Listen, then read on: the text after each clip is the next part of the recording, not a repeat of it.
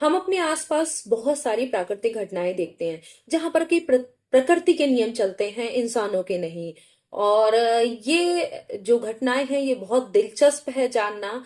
नमस्ते, मैं मधुरिमा श्रीवास्तव आपके पास कुछ प्राकृतिक घटनाएं के बारे में जानकारी लेके आई हूँ। और इसमें बहुत सारी ऐसी घटनाएं हैं जैसे कि बारिश का होना, बिजली का चमकना, भूकंप का आना और ज्वालामुखी का फटना, पर्वतों का बनना। तो ये बहुत सारी प्राकृतिक घटनाएं हैं जिनके बारे में हमें जानने की हमेशा से ही इच्छा रहती है। तो सबसे पहले हम इसमें ही जानेंगे कि बारिश कैसे होती है। यानी अब बूंदें ये कहाँ से आती हैं, कैसे हमें इतनी अच्छा सुखद मौसम बारिश का मिलता है। तो इसका मुख्य कारण क्या है? इसका मुख्य कारण है सूर्य, सूर्य की गर्मी। तो जब सूर्य की गर्मी समुद्र के पानी, नदियों, झीलों, इस तरह से इन पर पड़ती है तो क्या होता है कि जो पानी है वो वेपराइज्ड होता है, यानी जलवाष्प में बदलता है। और जलवाष्प में बदलकर ऊपर उठता है क्योंकि हल्का हो जाता है, ऊपर उठता है। ऊपर की वायु क्या होती है? ठंडी होती है। जैसे ऊपर जाते रहोगे तो आप वायु ठंडी होगी। और जब वायु ठंडी होती है तो क्या होता है कि यही जो जलवाष्प है वो संघनित हो जाती है। संघनित का मतलब है बूंदों की, छोटी छोटी बूंदों के रूप में बदल जाती है। और जब ये बदल जाती है तो ये हल्की हल्की छोटी छोटी बूंदें जब एक साथ इकट्ठा होती है तो क्या बनाती हैं? बादल बनते हैं।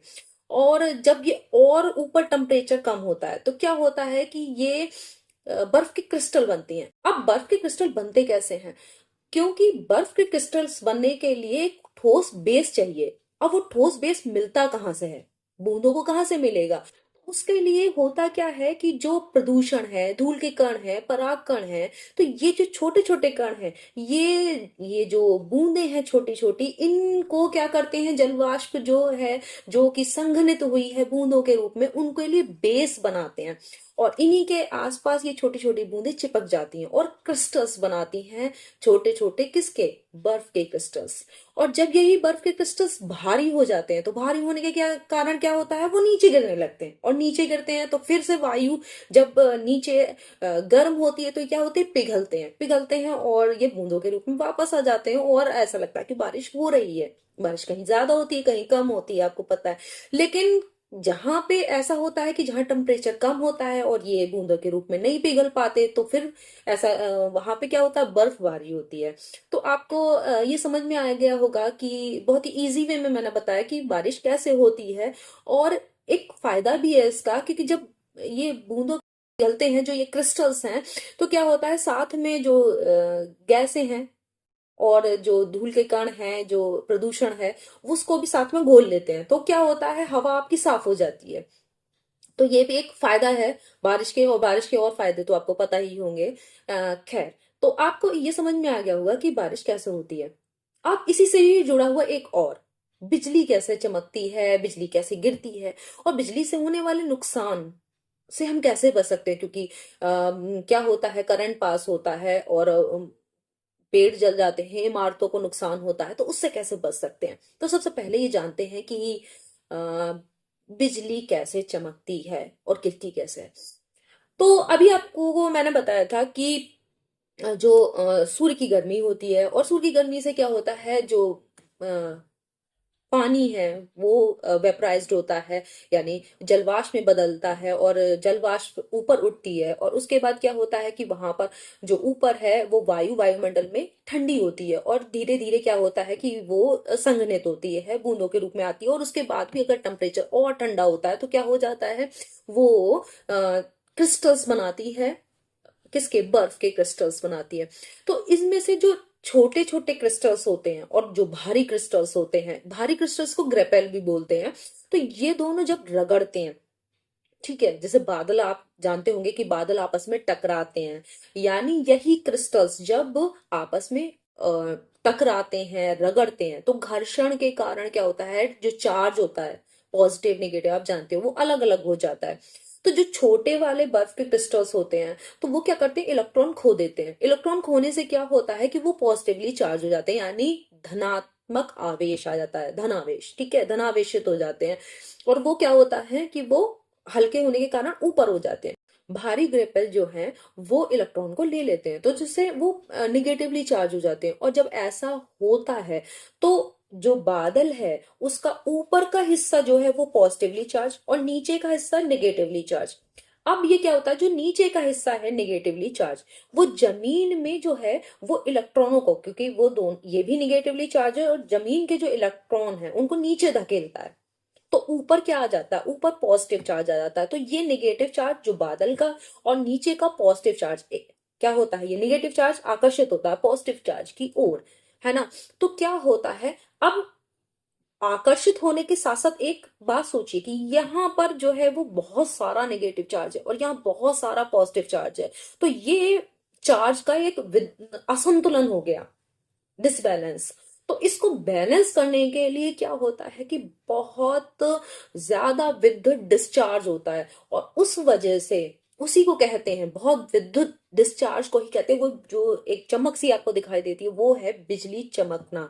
ठीक है, कि जो ये बहुत सारा विद्युत डिस्चार्ज होता है और ये जो इनका टेम्परेचर इतना ज्यादा बढ़ जाता है, लगभग 25,000 डिग्री सेल्सियस से 30,000 डिग्री सेल्सियस। आप समझ सकते हैं सूर्य की बाहरी कोर से भी, जो बाहरी सतह है उसके, उससे भी बहुत ज्यादा।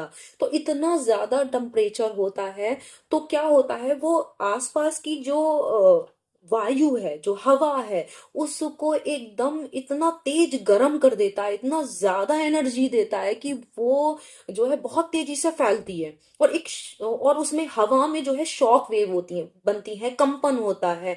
और जब ये शॉक वेव का जो स्पीड है वो आपकी ध्वनि तरंगों यानी साउंड वेव्स के स्पीड तक आ जाता है, तो आपको गड़गड़ाहट सुनाई देती है। और ये जो लाइटनिंग है यानी बिजली का जो चमकना है वो आपको पहले दिखाई देता है, चमकना पहले दिखाई देता है और गड़गड़ाहट बादलों की बाद में सुनाई देती है। और वो इसलिए होता है क्योंकि आप जानते हैं कि प्रकाश का वेग ज्यादा होता है, ध्वनि का वेग कम होता है। तो आपको पता होगा कि इसी वजह से प्रकाश आपको जल्दी पहले दिखाई देता है। तो आपको ये समझ में आया होगा कि बिजली चमकती कैसे है। अब क्या होता है कि चमकना तो हो गया, ठीक है, अब वो गिरती कैसे है और क्यों गिरती है। क्योंकि आपको मैंने अभी बताया था कि जो बादल होते हैं उनके नीचे वाला हिस्सा जो है वो नेगेटिवली चार्ज होता है और जो जमीन पर है वो क्या हो जाता है, पॉजिटिव चार्ज हो जाता है, क्योंकि इलेक्ट्रॉन नीचे धकेल दिए जाते हैं, क्योंकि वो प्रतिकर्षण होता है। ठीक है, अब ये आकर्षित हो रही है इस तरफ क्योंकि यहाँ नेगेटिव चार्ज है, यहाँ पर पॉजिटिव चार्ज है।